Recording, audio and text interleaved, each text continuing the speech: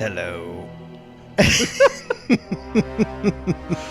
Hello, and welcome to another episode of the Star Bros podcast. I'm joined by my bro host, Ben Skywalker. Was that your spoopy voice? that was my Darth Yan Solo. This is the month of October. It's a good time to get the spoopy voice out. Yes. Your dark Yan Solo? Yes. I'm joined as always by my bro host, Dark Yan Solo. And as you can probably tell, we're going to be keeping it a little bit spooky this episode. Actually, both the episodes this month. Both of them. So it's October. It's spoopy season, as people like to say. Mm-hmm. And tonight we're going to be talking about some Sithy stuff. And next time around, we're going to be talking about more spoopy stuff, but we're not going to give all of that away yet. Yep. But how are you, bro? How are you doing? I'm not feeling Sithy. That's good. I'm excited to talk about it, but I'm doing great. I guess that's good. I'm in your new house. Yes. This is so the last two times you've come to my new house, and now I'm coming to your new house. Welcome. And might I add, it's feeling very Sithy here today too. Yes. Tell us why. Yeah, we've got a fake fireplace, and you can change the color of the coals in the fake fireplace, and they're just glowing red. Yes. Perfect for Halloween, perfect for this time of year, and perfect for a Sithy conversation. By the way, as I was reading this book, it kind of matches the color of the book, by the way. Yeah. Just a little bit. Now, this is more maroon or burgundy. I don't know my colors. What am I kidding myself? But I was, as I was reading the book this time, I kept feeling like I was hearing evil cackling, somewhere in the corner of my brain, like Palpatine was just cackling in my mind. And I'm just going, oh, this is scary. I don't know if I should be reading this. It is a little bit creepy, but I guess that's what we're going for, right? And that's what the book was going for, and that's what the season's all about. That is. So yeah, it is nice that it is October. And it's funny because I'm not much of a Halloween person. Like I haven't dressed up for Halloween since 8th grade, maybe earlier. What did you go out as in 8th grade? I don't remember. That's like how bad it was. Do you remember any of your costumes? None. Okay. No, I think once I was no. I once was in middle school. I was like a dead football player and my sister was a dead cheerleader. It was basically I was a football player at the time. She was a cheerleader at the time, and we made ourselves look dead in our proper attire. Cool. And that was it. Cool. That was the last thing I remember though. Dressing up as. Like there was once in when I was a senior in high school, where Lord of the Rings had just come out. Everyone was really excited about that. And I went to a get-together, a party that was supposed to be themed, like dress up as your favorite celebrity or something like that. And like people were decked out to the nines. Like they were just really going for it. Oh, yeah.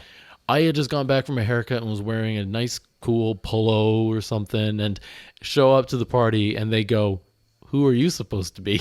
I'm just as my normal self. And Lord of the Rings just came out. So I went, Elijah Wood. And they just looked at me like, yeah, I see it. I went, wow, is that easy? Cool, let me in.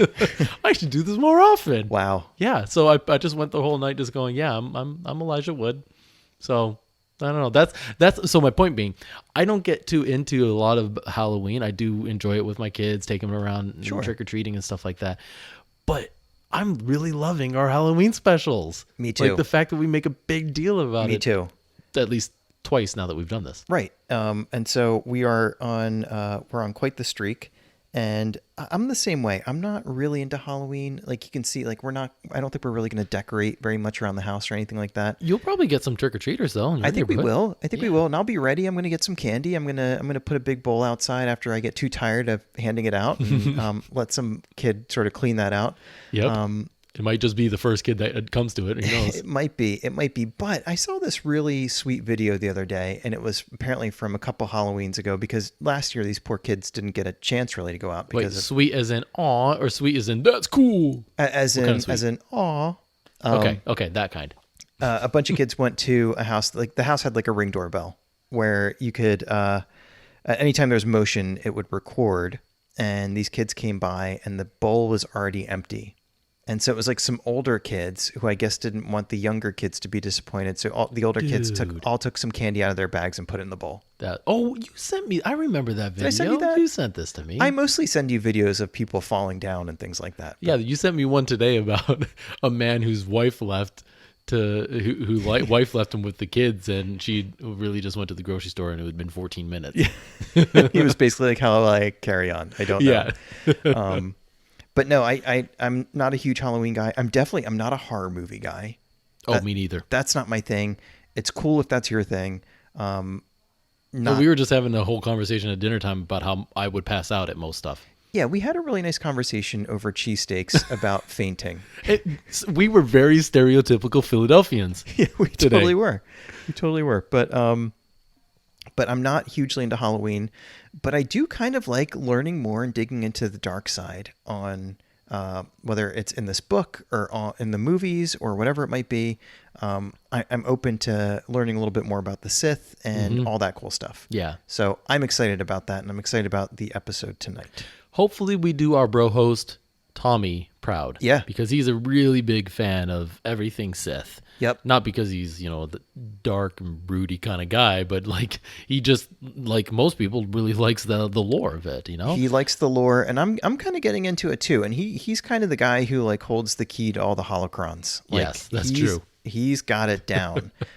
So hopefully we can do him proud tonight for sure. Yes, let's hope so. But before we get to that segment, we need to go through our first segment, News from Across the Galaxy. I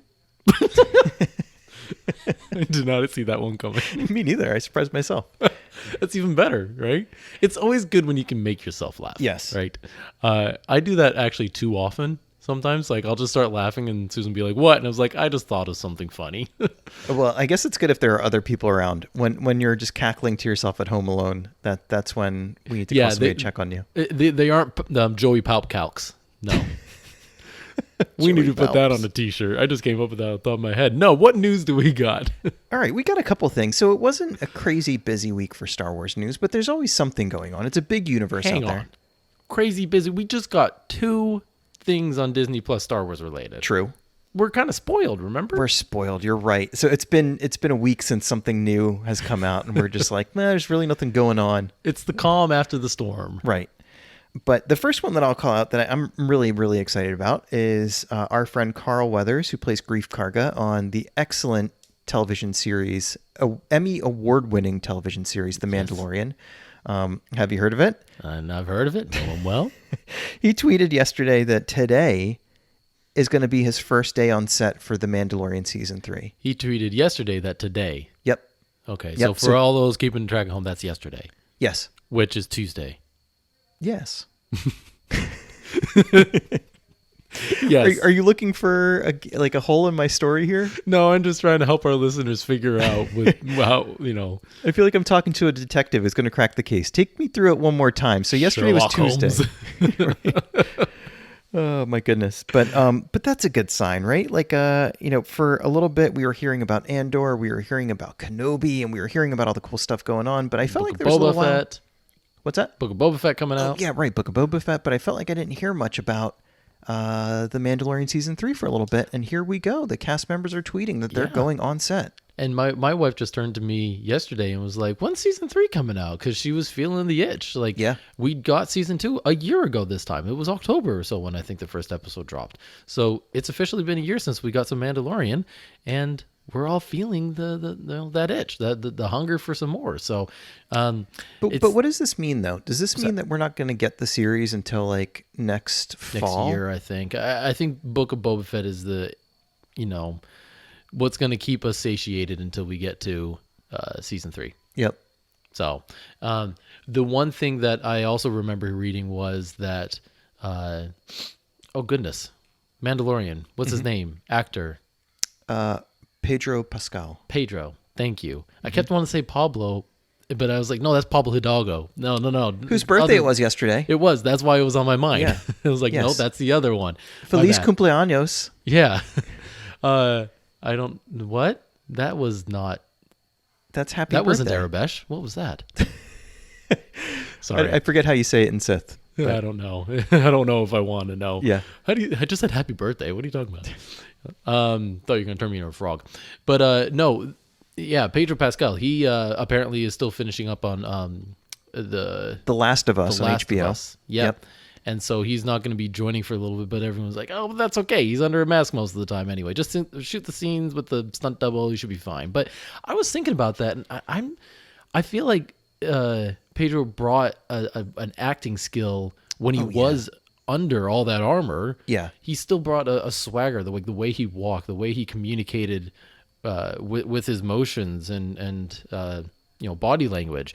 Yeah. That is something that, I'm sorry, but a stunt double can't duplicate. So hopefully it doesn't completely feel like it's not him in there. You know what I mean? Yeah, that's totally fair. And I agree. I think I especially liked, and I can't remember if this was a conversation in the gallery, but I really liked the subtlety of motion.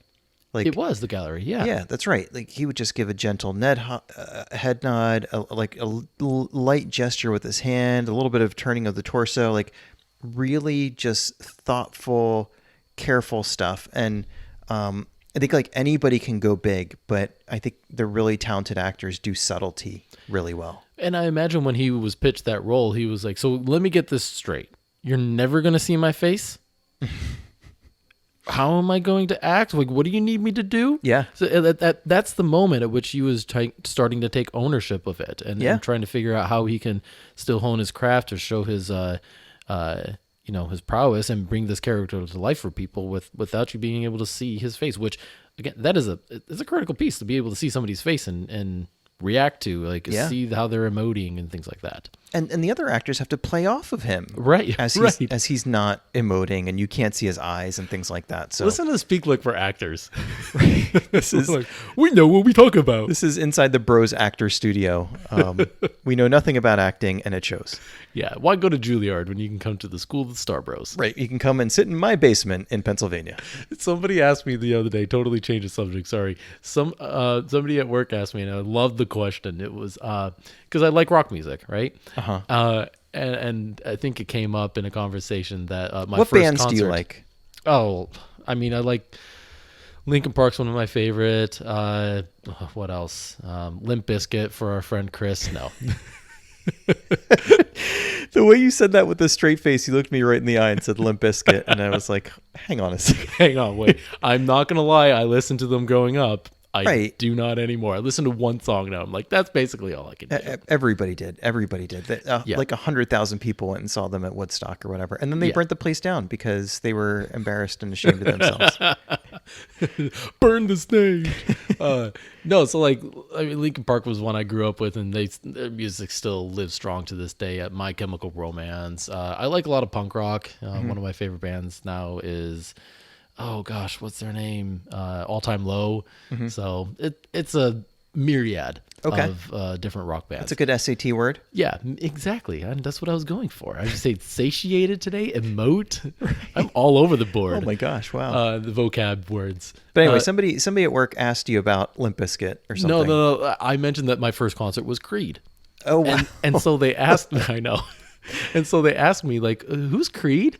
I went, because like, somebody else on the team was like, I'm sorry that was actually your first concert. I was like, I get it. I've heard that every time I say this. Wow. But somebody else on the team goes, so wait, who's Creed? What's the big deal? I explained to them, like, Creed was one of those that you either loved him or you hated him, one of those things. Mm-hmm. And she goes to me, so is it bad that the only thing I know about rock music is all from the movie The School of Rock?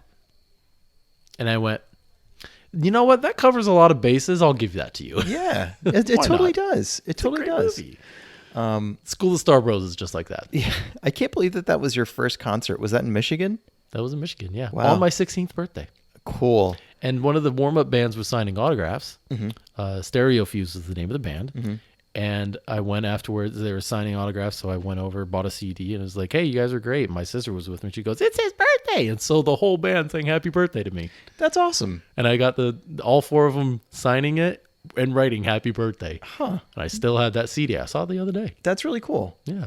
I heard an interesting thing about Scott Stapp the other day, who's the singer of Creed. Yes.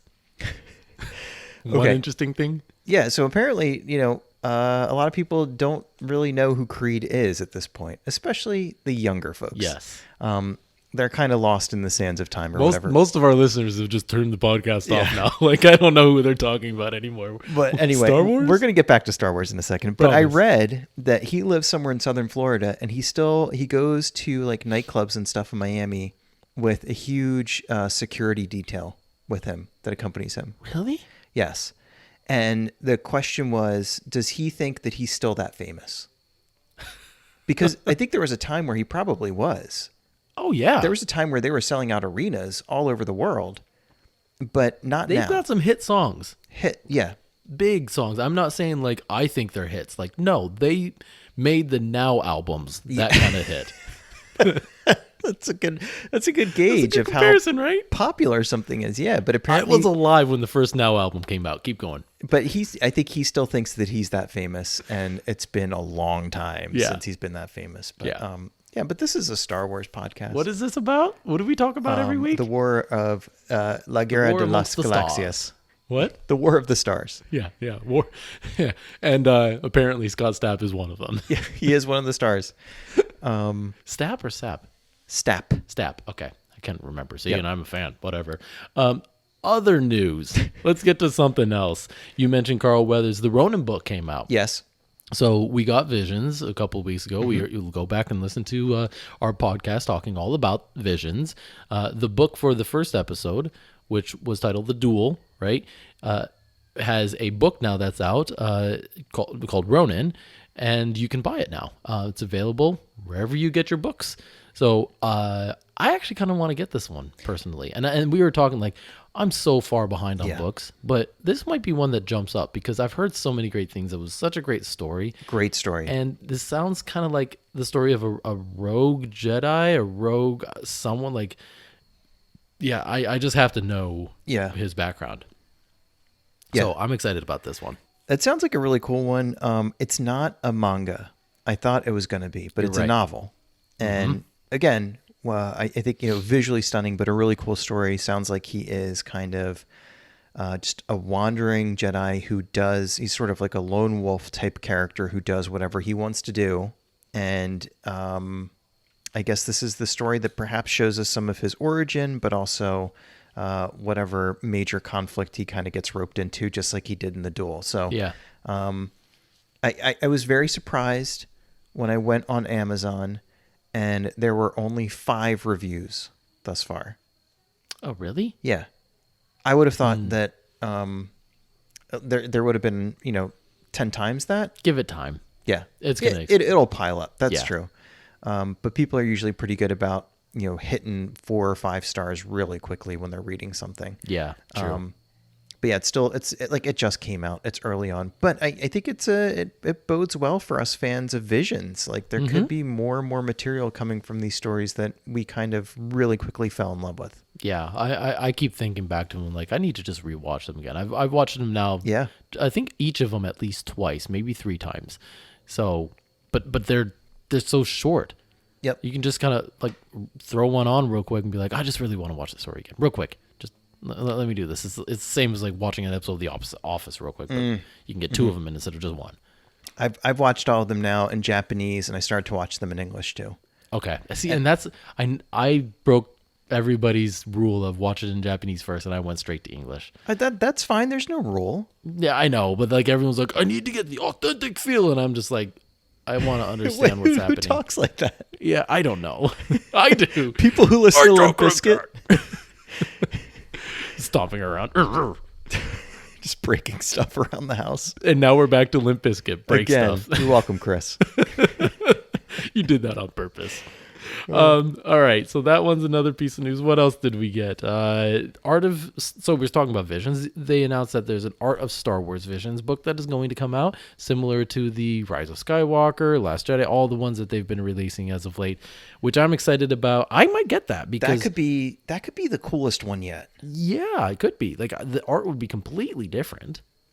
I wonder if it's done by the same group, like the art studio at Lucasfilm, or if it's done by the studios that produced these? Like, who actually did the artwork of this? I'm guessing it's the studios that actually produce the content that we Yeah. ended up seeing, but there could be some stuff from Disney, Lucasfilm that was really early concept art about where they Yeah. thought they were going to go directionally. That might be in there, but given the variety of the different stuff that we got to see in Visions, like that book could be a great read. Yeah.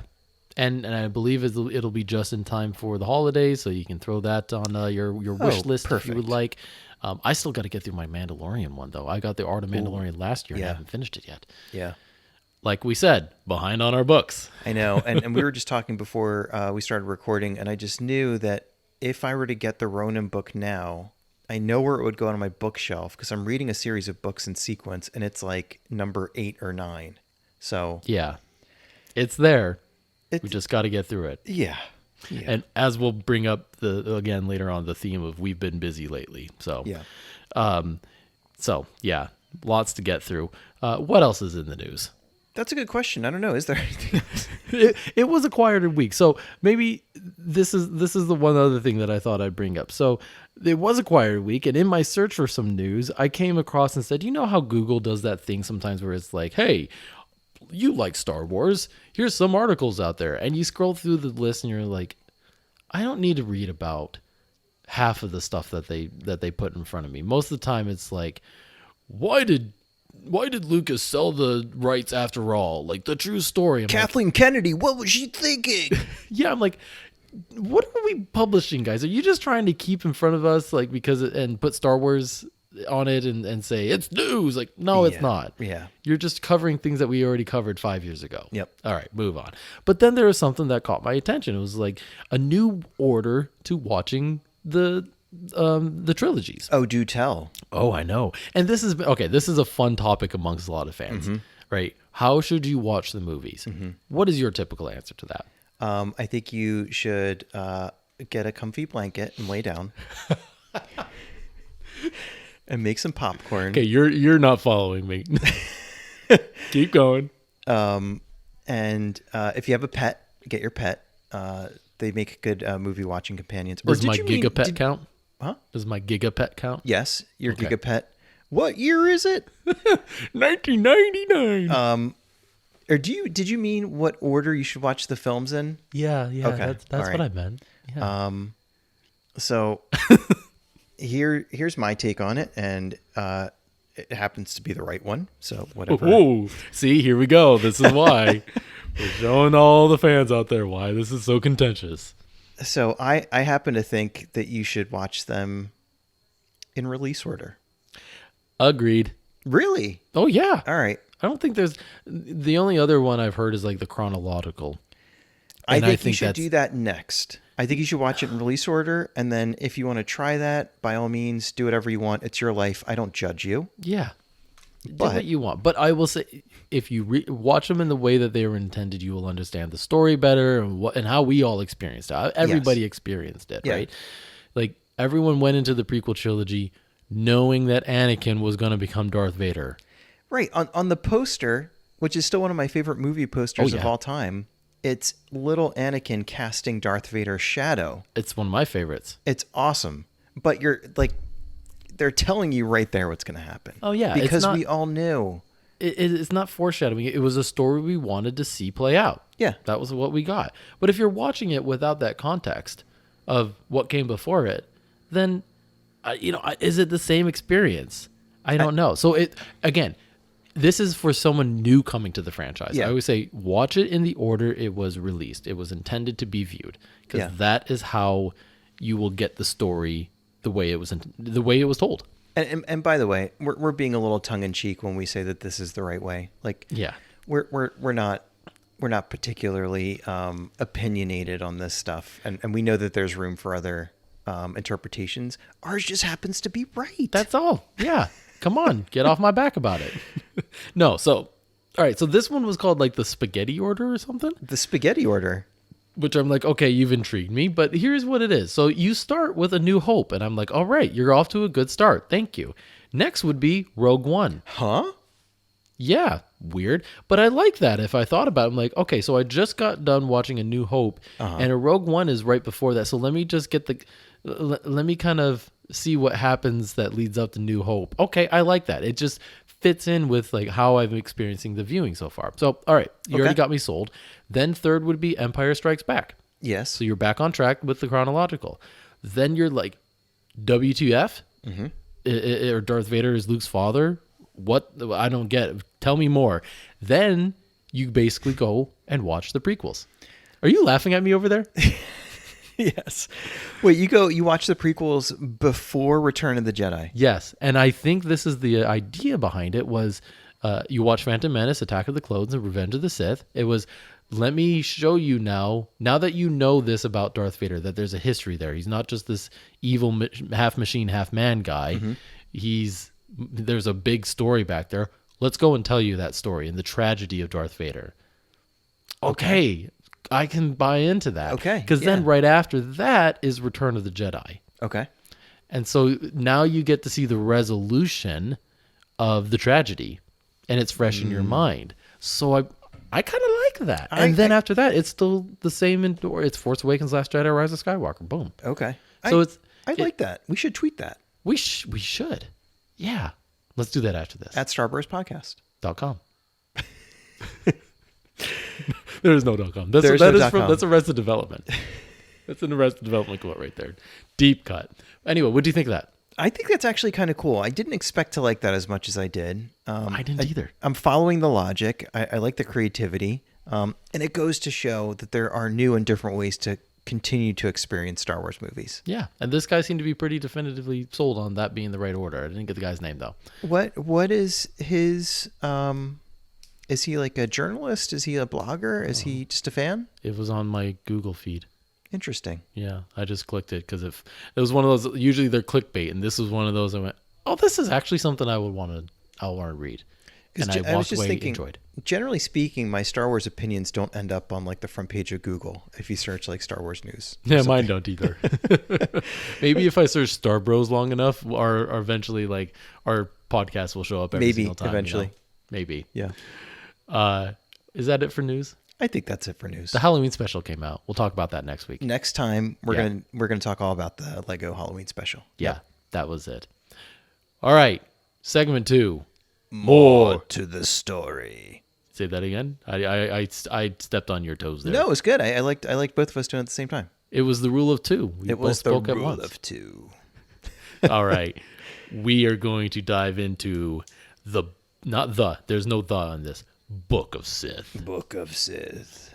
So maybe first point of business, or are we going to talk in a deep voice the rest of the time? I don't know if I can keep that up. I'll probably need a lozenge. So the first What's the French word for lozenge? I don't know. That's a great question. I will get back to you. Great. So the Book of Sith. Yes. Now, you and I have been very busy lately.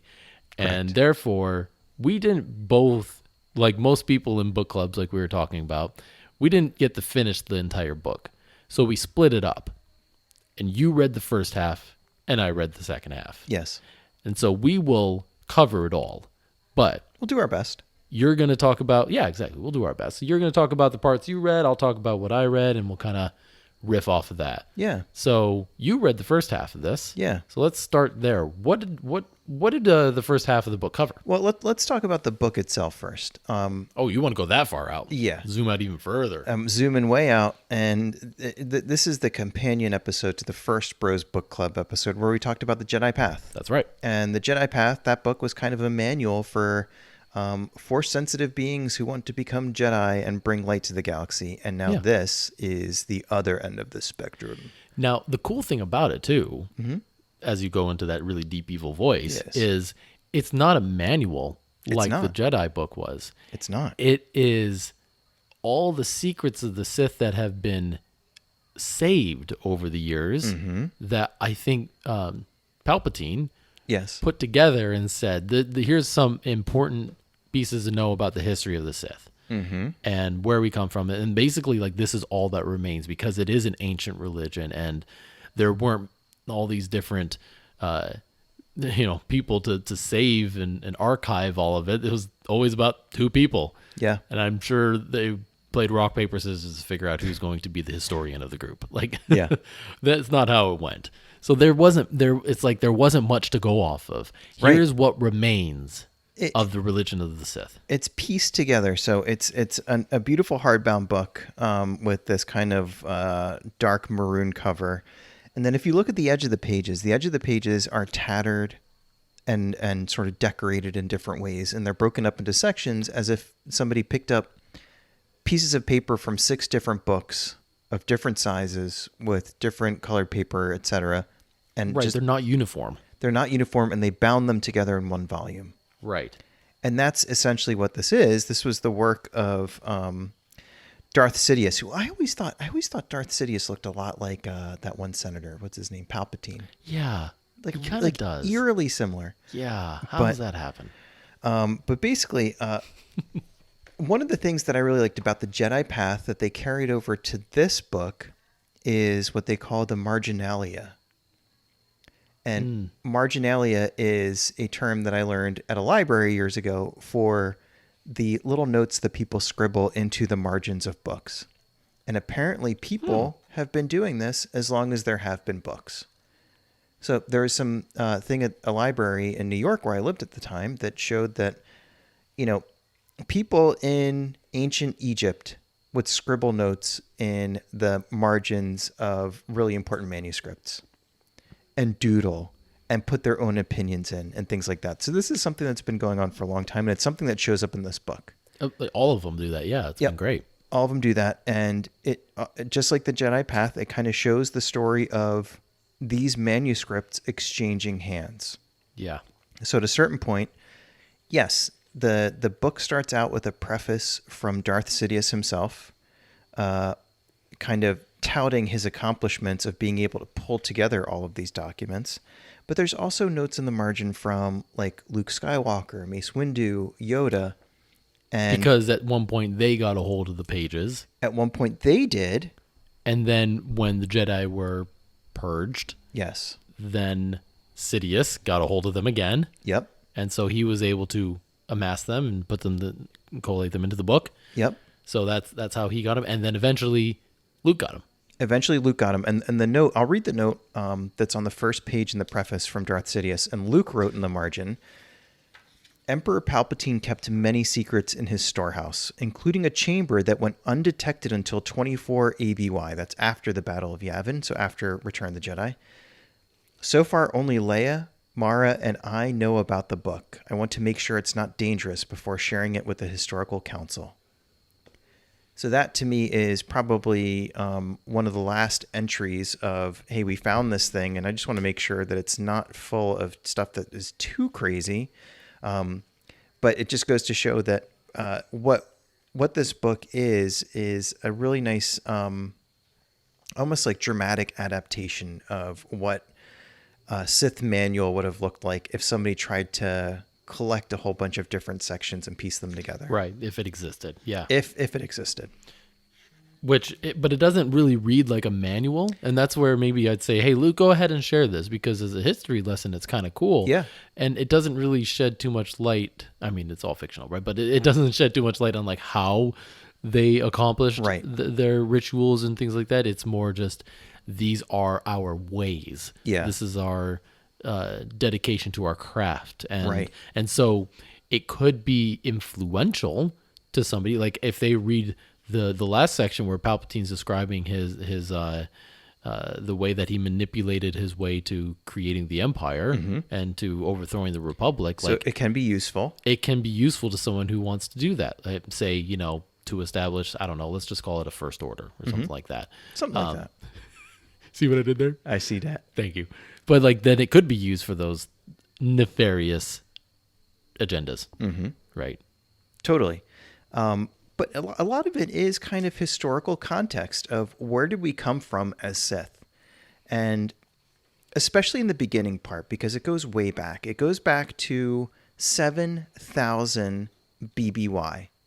Mm-hmm. 7,000 years before the Battle of Yavin, which is like way before even... I wasn't born then. Right. You weren't... Creed was just getting started. And we... Like this is way before even what's it called? The High Republic, which we're Yep. enjoying these days. That was just 200 years Yeah, BBY, right? yeah. So this is 300. this is ancient history. And basically where the book starts is about the exile of the Sith. Yeah. And it sounds like and again, not all canon anymore, but there's stuff in here that seems to remain canon.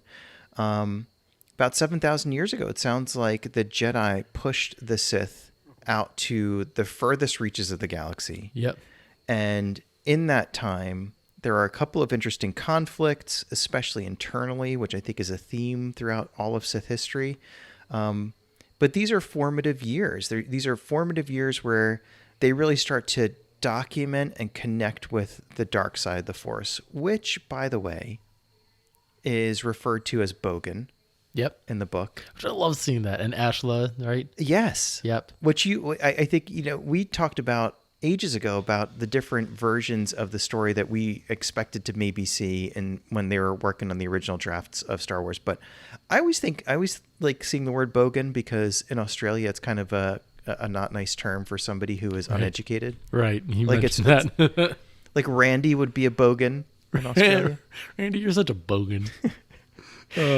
So it's cool to see that. But right away, it starts to get really, really dark. Yeah. Some pretty dark artwork, too. Really dark artwork. And I'm looking at one of the things now that happens early on that I think is kind of worth talking about a little bit. And it got me reflecting on the idea that on the light side of the Force, the Jedi certainly respect that the Force kind of flows through all living things, and connecting with that, kind of makes you one with all living things. And like that's kind of a cool transcendent idea. But the Sith, right on page 14 in the book, talk about manipulating life using the dark side. Yeah. And manipulating it in some pretty dark ways. And what they describe, and they have a pretty colorful picture of, is this idea of a Leviathan. Did you read this part? I think so, yeah. Well, the picture is certainly eye-catching, but basically the Old Sith, again, we're going back, this is 6900 BBY. The Old Sith, I'll read Mace Windu's comment on here. The Sith perversion of all living things violates the very essence of the Force. Life creates it, allows it to tap its potential. We obey its will, not the other way around. We are parts of the organism, not its breeders. In the end, we are living beings too. Yeah. And basically what the Sith created were these giant monsters that were both massively physically intimidating, but could eat the life force out of people. Yeah. That's freaky. Creepy. There's even a line on this page where it says something about the ability to swallow spirits and store those life energies in skin blisters. Sounds terrible. I mean, this is our pre-Halloween episode. Yep. I think we're getting as spoopy as we can. That's getting pretty with creepy. That. But like Yoda's line on this page is pretty amazing too. And he says, "Unbearable it is to be a creature thus changed. To end their lives, mercy it sometimes is." Yes. Which is crazy to hear Yoda speak like that. Yes. Yoda is basically saying these things are an abomination and they should be put to sleep. Yeah. It's okay to end their lives, actually. Yes. Because it must be torture to even be them. Yeah. So we're being merciful. Like, whoa, that's a very extreme view, is what some people would say, right? It's very heavy. You can imagine why it would attract the ire of eventually someone named Palpatine, who's like, I don't like the way you think about what I believe or something, and creates this sort of rift. So yeah, pretty dark.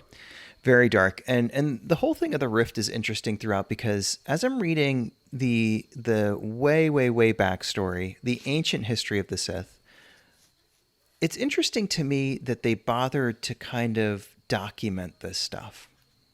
Yeah. When I think of the Sith, I think of kind of self-serving, think of the rule of two, not really worried about the future as much, unless it's the immediate future where you benefit in some way.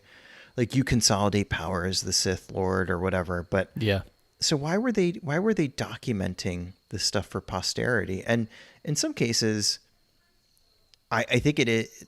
I think one of the things that's really clever about the book is in some cases they are documenting, but they're also talking bad about Darth whoever who came before them who didn't get it right. They slander each other like crazy. Like crazy. And so maybe that was part of the reason for documenting stuff is because they get to write down that so-and-so is an idiot and I got it right. And then that person gets cut down. The next person writes the same version of it. But that's exactly how the Sith operate. I mean, at the very beginning, there was one page. It was on page 20, I remember reading. And it was like they were talking about a couple of the people, the rulers or something before them. Let me see if I can find it. This was about the caste system and stuff? Yeah. Basically, at one point, here it is. It says, Ajunta Paul, who is our Dark Lord, force willing, his reign will be short. Yes. Like, he's literally saying, like, force willing is their way of saying, like, we hope that. Yeah. Right? It's, or as we would say, God willing, right? Yeah. We hope that his reign is short. Yeah. That's They're writing about people who are on the same side. Yeah, you're basically my teacher, and I hope you die soon. Yeah. By my own hand, by the way, because that's how we operate. So my thought of that is, it's almost like not much is documented, and therefore they're not able to make much progress. That's true too. That's a really good point. They kind of run in place, and because they keep making the same mistakes over and over again, Right. And doing the same goofy stuff. And any attempt at progress ends up, starting at ground zero again because you killed the guy that was making the progress. Right. Jealousy, anger, and all that stuff kind of set back in. And that goes back to their code. I can't remember where the code is in the book, but... oh, yeah. It's near the end of that first section. I know what you're talking about. Yeah. If we could find and dig that page up. Page 46? I got 47? it, yeah. Yep. You got it? Yes. And so they're acting consistently with their code. And maybe real quick, I'll read the Jedi Code and then we can read the Sith Code next to it. Which they were nice enough to put in there for us. Yeah. Nice little reference. So you don't have to pick up 2 books here. But that's again so that they can talk about how wrong the Jedi Code is. Do you want to read the Jedi Code and I'll read the Sith Code? Yeah, that's more fitting. You're the evil one. There is no emotion. I'm going to read it in a nice voice. You're going to read it in a dark voice. Yours no. There is no emotion. There is peace. There is no ignorance. There is knowledge. There is no passion. There is serenity. There is no chaos. There is harmony. There is no death. There is the Force. That is the Jedi Code. All right. Sith Juxtaposition time. Buckle up. Peace is a lie. There is only passion. Through passion I gain strength. Through strength I gain power. Through power I gain victory. Through victory my chains are broken. The Force shall free me. You committed really well there. Good job. Thank you. Goosebumps. Or sometimes I like to call to my kids goose pimples. Goose pimples. Yeah. Why not? That's what they say in Canada, I believe. But yeah, the contrast there is evident. And Peace is a lie. Mm-hmm. At the very least, you just go,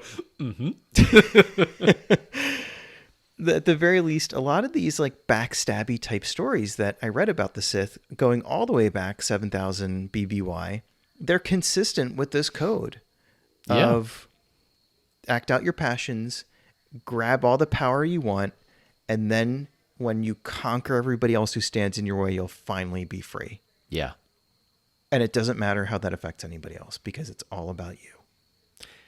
They live well to that code, I'd say. I would say that they're pretty darn consistent. Yeah.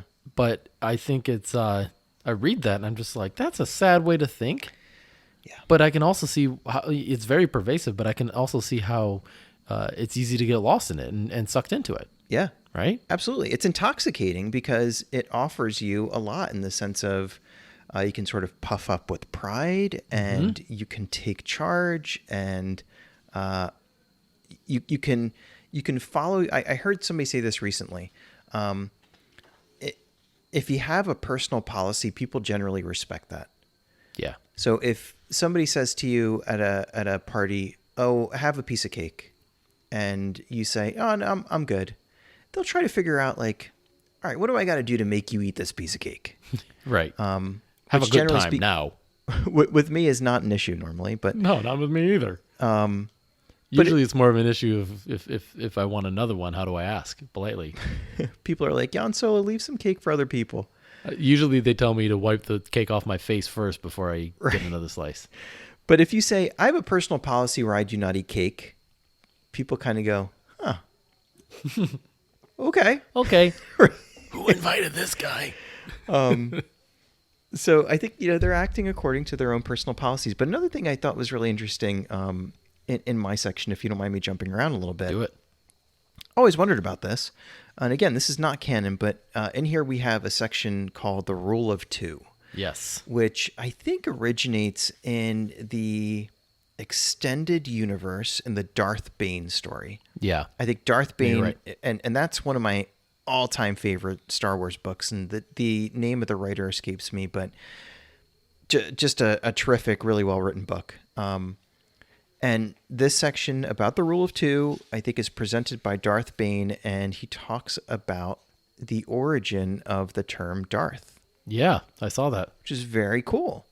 And it was stuff that I'd never heard before, and again, probably didn't stick. You're probably not going to see it in a movie. It's probably not going to come up in any TV shows, but it's something that people have wondered about, and basically we don't know. But there are theories. And one of the theories is that it comes from Dar-Ta, meaning triumph over death. Or Daritha, meaning emperor. Both of these things are, about reaching the pinnacle of whatever. Yeah. Of untouchableness and of power, and maybe some arrogance too, just thrown in there. Oh my gosh, tons of arrogance in this book. Yep. I actually noticed that at the beginning of the book when I was reading about it was Palpatine. He was talking about creating these pages, and in it, at the beginning, he was like, together these pages unite one of the first Sith Lords with he who shall be the last.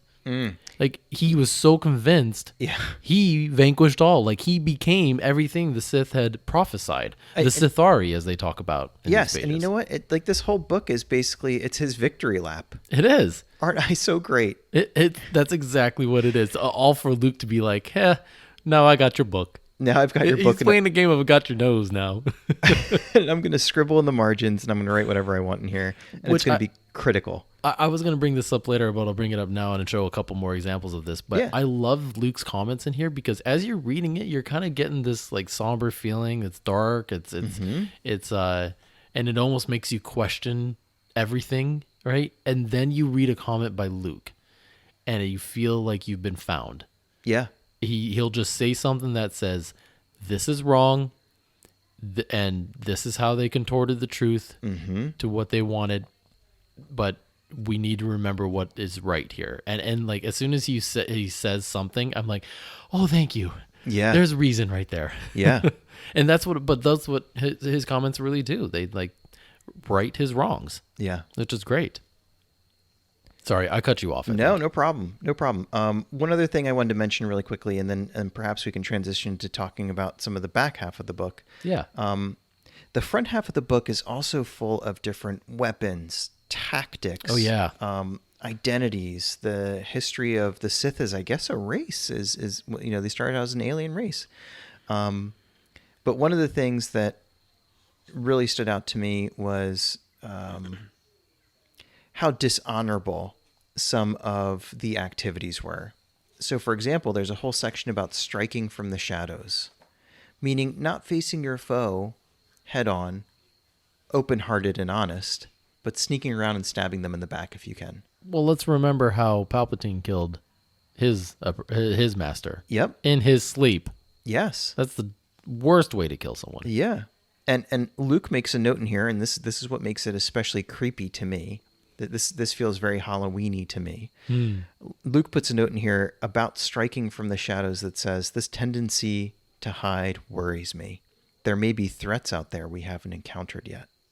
I like that. Yeah. Luke is saying what I'm thinking, and he's saying what I'm worried about. Yeah. But again, it's just sort of like the most dishonorable way to conduct yourself in combat is just to be sneaking up on everybody all the time and kind of smothering them with a pillow. But that's not the point. All that matters is power. All that matters is power. It doesn't matter how you get there. It doesn't matter that you fight clean. It just matters that you get your power. You win, right? Yep. Whatever it takes. And that's why they're never able to make progress again, because it's all about trumping the other one, and they just end up back at square one, like I mentioned. So yeah, that's interesting. I like that. But the other thing I think is kind of cool that I'll point out about this section and the others is how they address their critics. And a lot of these sections in the book talk about how the Jedi are just trying to slander them, and the Jedi don't understand them, and the Jedi are spreading, in this section, they're spreading alarmist propaganda. And it's like, well, no, you're trying to take power at any cost, and you're willing to sneak up on people and do whatever you need to do. Yeah. If they're out there telling people that's not alarmist. People should be alarmed. Everyone should have the right to protect themselves from what you're doing right now. We're just telling the truth. Yeah. It's interesting to like hear that, especially like in even like today's environment. You know that there's all this fighting back and forth, and it's not like this, but and we're not going to go that far. But like you see examples of that, and you're like, oh, this is kind of scary. It is. To me, there's something about a lot of the Sith writing in this book that I think is almost insecure and like lacking confidence, because they're constantly addressing their detractors. They're constantly saying, well, the Jedi are wrong about us. And we would be on top if it weren't for. If it wasn't for them, we would finally, have control and things would be great and all that stuff. And it's like the Jedi are living in your head rent free all the time. And they're just completely paranoid. And it's just so the opposite of the way that the Jedi operate, which is with the purest of intentions. Right. So reading this book, there's definitely moments where you can sort of see their insecurities and kind of like the two sides are in dialogue with one another. But yeah, that's really good summary of the first half. I will try to do better on the second half, but I won't because you're trying to one up me because you're Darth Ben Skywalker. Man, you saw right through that. Dang it! You tried to strike from the shadows. I was trying to strike from the shadows. You got me. No, I was actually trying to give a compliment and say like I'll try to do better that, but I won't. But anyway, I'll take that. I like that angle more because this is a spoopy episode after all. No, so the back half of the book actually was really fascinating because it started once you get through the rule of two and the history lessons of the Sith and all of that you covered. You get to this section called Wild Power by Mother Talzin, who's a Night Sister, which Palpatine must have gotten on Dathomir and said, you know what, this is some interesting stuff. I'm going to save it. I'm going to put it in here, even though they aren't Sith, right? But they're practitioners of magic, essentially, and I'll explain more in a second. But they seem to have an affinity with dark magic or the dark side, as others call it, the Sith specifically. And so Palpatine thought it would be good to preserve that. So, but it was really interesting because, like, I obviously have watched the Clone Wars, but I've always been intrigued. Like, who are the Night Sisters? I feel like there's more to them, and I really liked the storyline in Fallen Order when I finished that video game of Merrin in there, the last Night Sister, basically, and seeing that story play out, or there at least the two storylines of what's the Jedi in his name?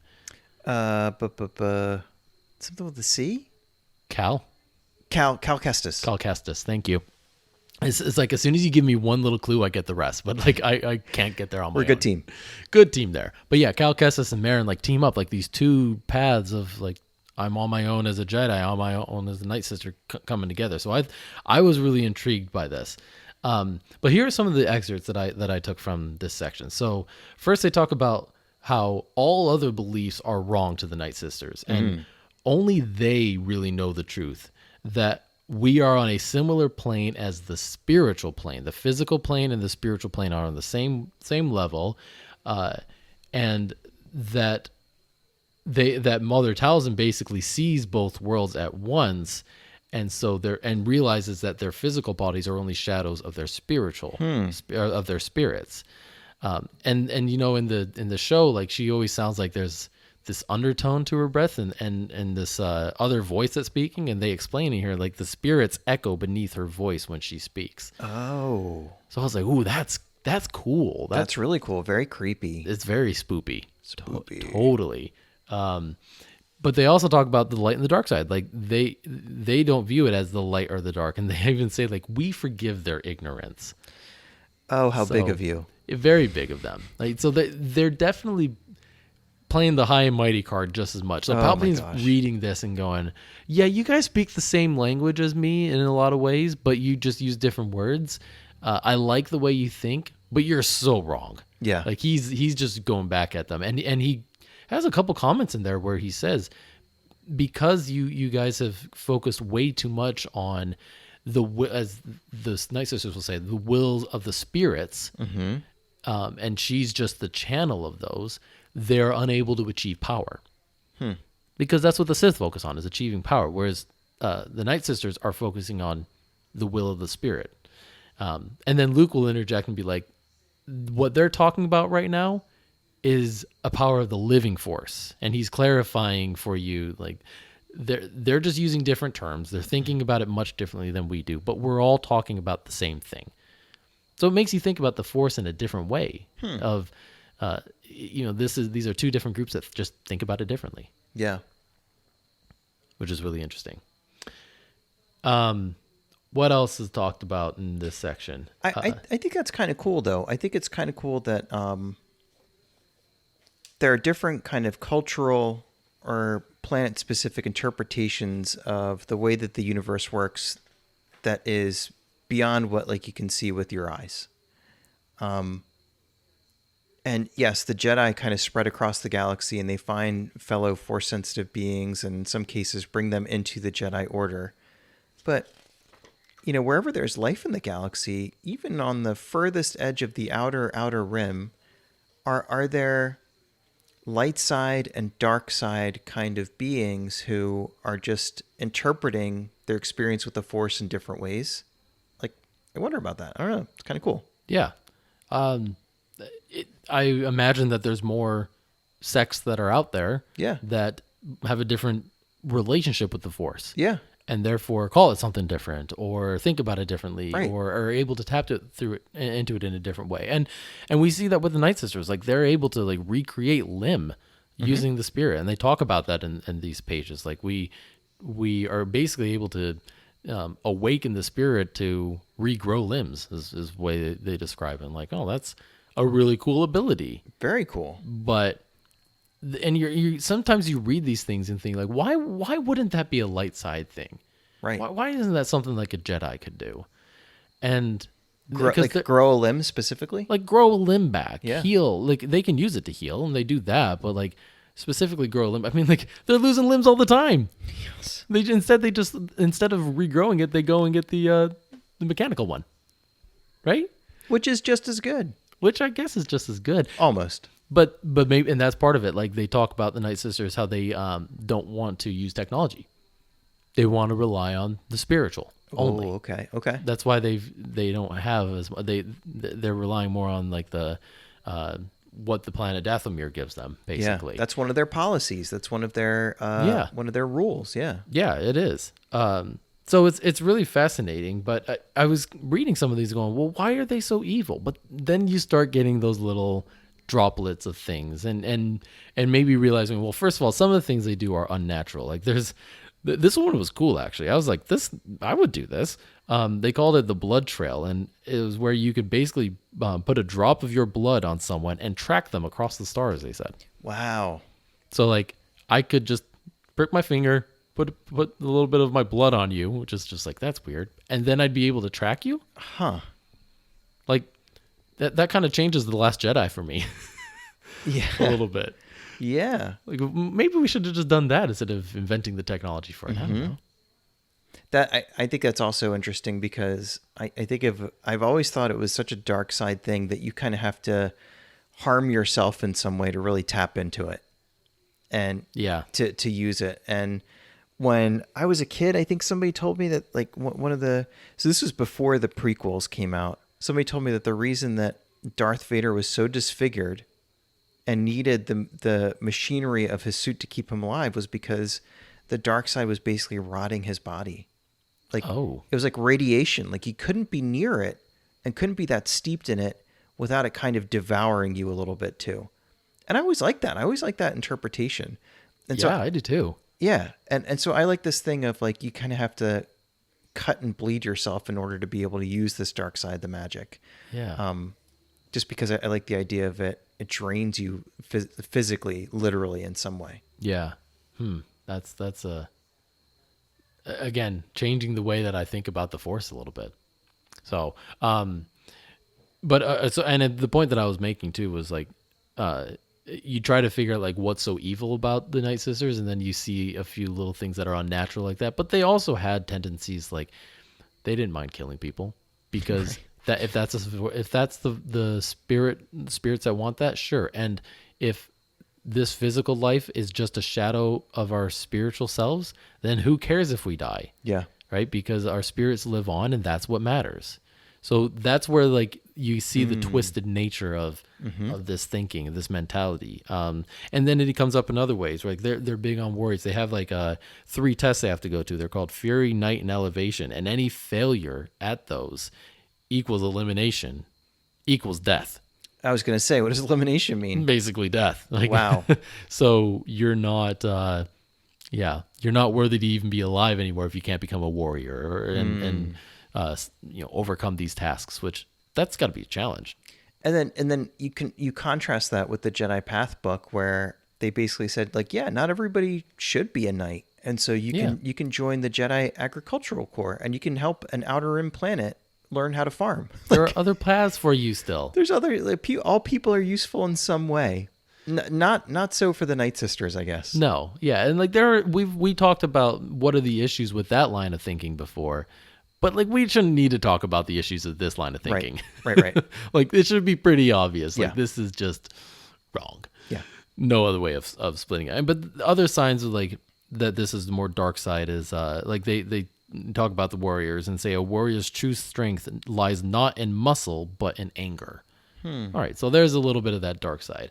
Or even just another line where they say there is no shorter path to the revelation that it is not peace but passion that leads to achievement. And then there's more comments on that, and Sidious said something like many culture. What does it say? Many cultures have an obsession with prophecy and the rise of a future savior. If you wait for others to rule, you will never become a ruler.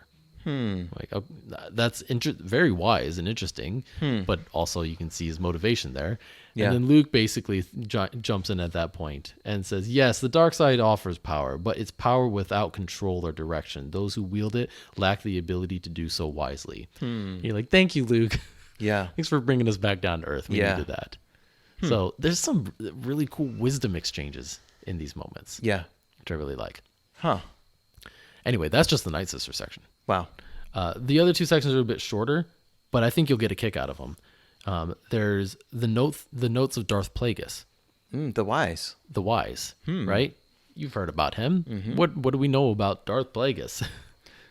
We know about the tragedy of Darth Plagueis. Yeah. And we learned about that at the Magic Flying Bubble Opera. Yes, we did. Exactly. We learned how he died. That was We learned how basically it. he died in pursuit of everlasting life, I guess. Yes. So thank you. You did exactly what I was hoping you would do. You explain like the little we know about them to explain what we ended up getting. So these are basically his notes about how he pursued the creation of life and saving life and stopping people from dying and things like that. And it's really interesting to read because at first he talks about how like scientists deny the Force exists. And you think about that like today, like there's like science versus religion. He's like scientists deny the existence of the Force. And then the Force wielders like deny the progress that science can make. And he's like, I'm here to embrace both and explore ways to to use the Force to further scientific progress. And as you read that again, you're like, well, that's kind of cool. Yeah. What's wrong with that? Yeah. I'm learning to create life. I'm learning to do all these things that may be a little bit unnatural. Like he talks a lot about like midichlorians and things. And then he basically talks about how he pursued these things and how he tested these things and the thousands of subjects that he tested them on and how all of them perished. And you're like, oh, there it is. Yep. There's the Sith. It reminds me of Mr. Glass a little bit. Did you ever see Unbreakable? The M. Night Shyamalan movie? Yeah. Yeah. It's been a long time, but yes. And Mr. Glass, the villain in the movie, is basically trying to do something that you could consider noble. He's trying to find a hero in the world. But in order to get the hero to reveal himself, he has to cause a lot of tragedy. Right. And sometimes the ends don't justify the means. But what was Darth Plagueis? What was his motivation ultimately? Was it his own glory? Was it his own fear of dying? Did he want to save himself? Was it selfish? It was a bit selfish. Yeah. It was wanting to make progress. And again, he's slandering some of his predecessors and saying like they haven't been able to make the progress that I've had, like I've been able to make because I'm so focused on some of these lost ideas and things. And that's why he's been experimenting. And apparently he was also like I don't know what it was called, but like the head of the financial clan. Like he had a really big seat of power. Okay. Is the point. And on the side, he was off doing this stuff. Well, just like Palpatine eventually did that as a politician. Sneaking around. Right? Huh. And so you kind of see the little fruits that Palpatine took and ran with, you know? But it's all selfish. The same motive. It was, I want to keep myself on. And maybe this is the best example of it. He goes, I got to find it. Actually, I wrote it down. He said, immortality is not meant for all. So like he's exploring immortality and he's like, it's not meant for all. And he says, I do not wish to live in a galaxy where any fool can perpetuate his ignorance for eternity. I mean, yeah. I mean, I laughed and I was like, me too. That's what I said. Yeah. But even after that, he says, this is the scary part. Life is a resource to be exploited. Wow. Yeah, that rings true with a lot of the stuff in the first half of the book where it's like we're just going to manipulate these living things and create leviathans to basically eat people's spirits. Yeah. Gain control. Yep. All this. And as Mace Windu said, it is a perversion of life. It is not anything that celebrates life. Yeah. It's a theme that runs true in this book, and that you need a Mace and a Luke to kind of remind you. Yeah. Everything's going to be okay. Yep. You know. I hope it will. I hope so. Well, one of the last things that he talks about is about cloning, actually. Oh. And he talks about cloning with the idea of using your clones to perpetuate your life, and the idea that you can basically take your conscious and your self-awareness and preserving it by imprinting it on a second brain, your clone, essentially. And that was the key to perpetuating your life, like doing whatever that dark ritual would have been to keep yourself going in a clone of yourself. Creepy. Yeah. Weird, huh? Yeah. And that plants a seed for Rise of Skywalker. It sure does. Which anyone who wants to say that's random now, like, not anymore. Yeah. Like, I feel like the seeds were planted for that. When did this book come out? I was looking at that. It's copyrighted 2020 in mine. Wow. Okay. But maybe, did you get yours before me? I thought I did. Like, I think they're older than that. Mine says 2017. Okay. Maybe they've been updated? I guess so. Yeah, mine says 2020. Interesting. So, but I thought it was older than that. Again, this is what's it called? Legends. So yes. Has to be a little bit. Anyway, the last section though is about it's called Absolute Power by Darth Sidious. And what's interesting about this section is he basically like goes through telling his story about what he did, like how he accomplished what he did. Like instead of calling it the Clone Wars, he calls it the False War. Oh, okay. Right, because that's what he was crafting. He was playing both sides. Yeah. And he talks about like, I knew what both sides were doing, so I could control. He basically compares it to a Jajaric table. Like I controlled the conflict and its end game. And so, and the other thing he talks about is like painting himself as the savior, him and the Republic army, the clone army, painting them as the savior, and then the Jedi as the evil, and using propaganda to get the public to view him as the good guy. But this to me is such a like middle chapter of a story for the Sith. Some other Sith Lord would love to pick this up and point out all the ways that Sidious got it wrong. Yeah. And why this next guy or girl is going to get it right. Yeah. It's so arrogant. It's so hubristic. SAT word. Keep them coming. That it's almost like, how blinded are you by your own arrogance? But at the same time, it's just so on brand for a Sith Lord. Yeah. That's true. I do hope that story happens. Like someone else picks it up. Yeah. Even if it's a while. Someone gets this book, is inspired by it, and turns into the next Mr. Glass. And they think that they have all the answers. Right. Yep. Right. The last thing I'll say about this that's interesting. So, well, okay, two more things. One is that he talks about why, and I always wondered this. He talks about why he continued to be referred to as Emperor Palpatine. Why didn't he start going by Darth Sidious? Right. And it was all because of public perception. He wanted... It's political. Well, he wanted to make sure people stayed in line. He wanted them to fear him and stuff, but they also wanted him to be revered as their leader and to keep them thinking he's the good guy as much as possible. And the continuity of, I was Palpatine, I still am Palpatine. I'm just the Emperor now. Right. Huh. And the other part that he talked about too was he didn't want it to look like the Sith had vanquished the Jedi, because then it'd just be like, okay, we're under whoever is the powerful beings that can control that know the will of the Force and can control that. Those are the ones in charge. He wanted it to look like an ordinary man beat the Jedi. And so it was really important to him that wow, that's all in there? Yeah. Cool. Okay. Really cool stuff. You got to go read this. Have we sold our listeners on this yet? Yeah. Some really good stuff here.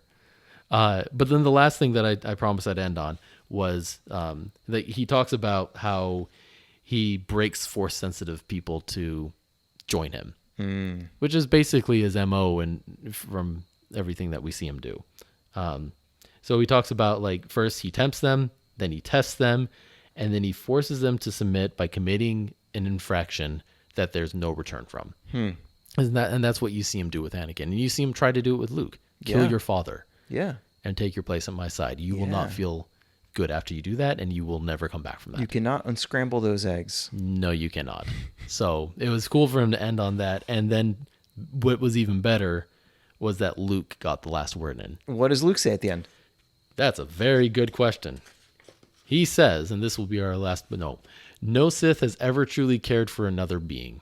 I understand that the lure of individual power is seductive, but to follow the Sith is to give up on others. It's the death of hope.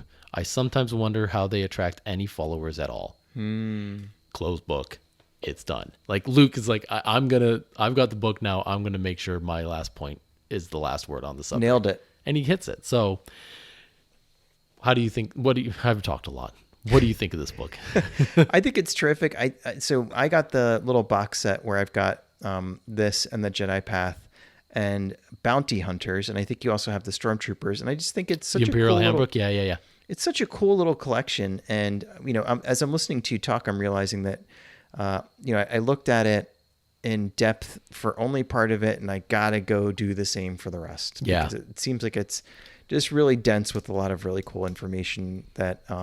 Again, if it's not canon, it's okay. If it's not canon, it's still okay. It's still entertaining stuff. Right. And what you're telling me about Palpatine and things like that just feels like it's just really fleshing out a character who we know and love to hate.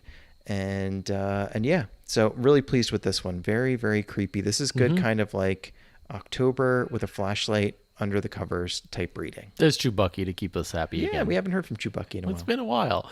I would say sooner rather than later read those last two sections. Like Got it. obviously the Mother Talzin section is great, but so with all the stuff I mentioned, but I found these last two sections the most appealing and applicable to what we know from the movies. Yeah. And that's what helped. It strengthened my knowledge of the movies. And now every time I watch the Bubble Opera Sing, I'm going to think about all of the backstory of Darth Plagueis. Yeah. And know that he's not just some tragedy.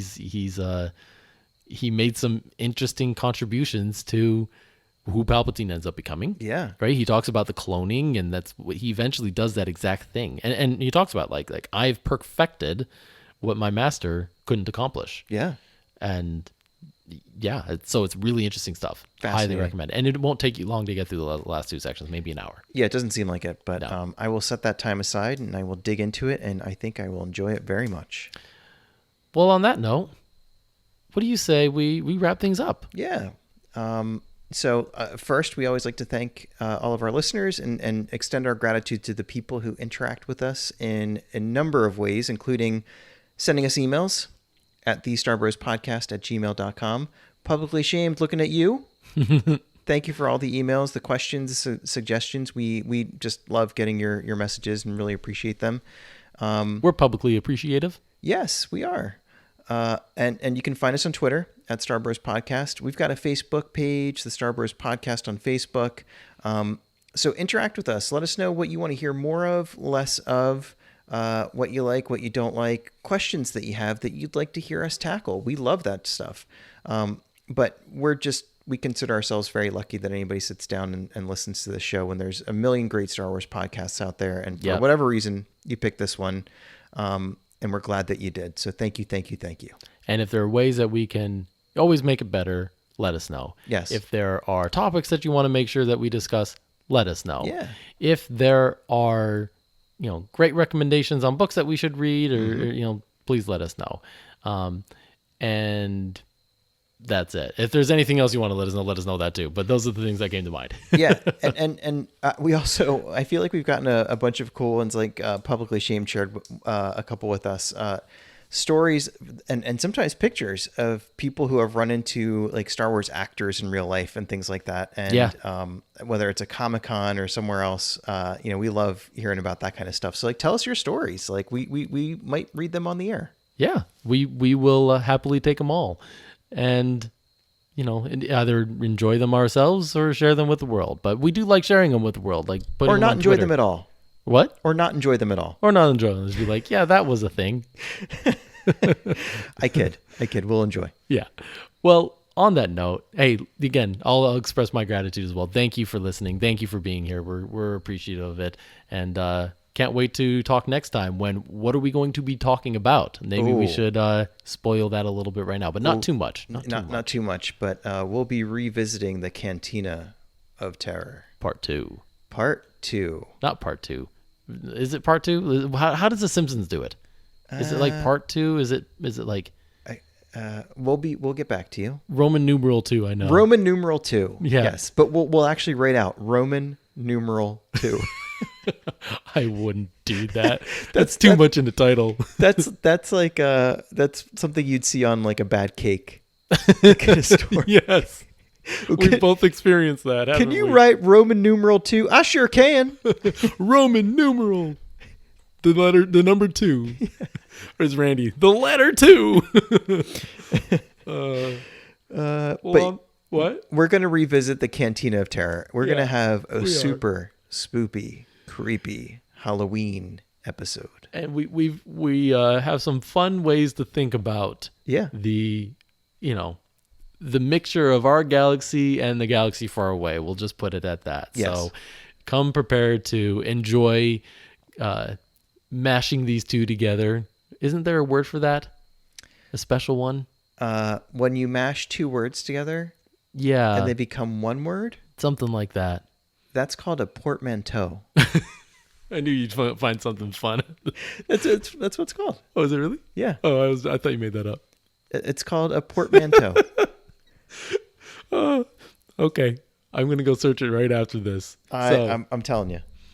I'm trying to find an I'll take your word for it. I'm good with that. You're the one that's throwing out all the SAT words, remember? Like the word motel is a portmanteau of the words motor and hotel. Okay. I'd like it. I'll take it. Or here's my favorite one, brunch. It's breakfast. It's brunch. Yeah. So this will be the brunch of Star Wars and our galaxy. I love brunch. Me too. It's great. We both want a mimosa. Okay, no, let's move on. What do we usually say to end? Oh man, I can't remember. Do you remember? I think it's your turn, so I hope you remember. Oh man, okay. Maybe you should say it with a spoopy voice this time, or a Sithy voice this time. Oh. Instead of if Admiral Akbar was on the dark side, how would he say it? Oh my gosh. What a question. Well, it's scaring Chewbacca. Yeah. He would say something like, "It's a wrap."